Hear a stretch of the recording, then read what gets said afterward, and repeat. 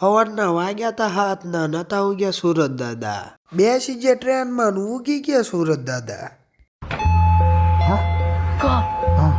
પહોંચી ગયા વસ્ત્રાપુર ને કર્યું હાલવાનું ચાલુ, કારણ કે ત્યાંથી શમશાન ખાલી 800 મીટર જ દૂર હતું.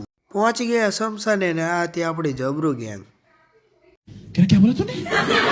આ બંને ઇન્સ્ટ્રક્ટરોએ આપણને શમશાન વિશે માહિતી આપી દીધી ને આપણને બધું સમજાઈ ગયું હો.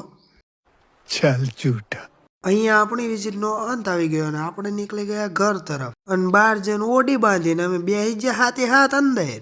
ઉજાલા પહોંચીને આપણે AC વાળો લગજરો પકડ્યો અને બધાએ પડેકા ઠપકાર્યા. પડેકા ન ધરાણા પણ ટિફિન ખોલીને ઠપકાર્યું, કારણ કે જબરું ગેંગ ખરીને.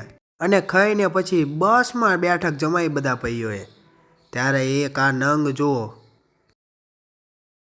औरत का चक्कर बाबू भैया, औरत का चक्कर बहुत बेकार होता. હવે આપણે મળશું આપણા નવા વિડીયોમાં. ત્યાં સુધી તમારા ભાઈને ફોલો કરી દેજો.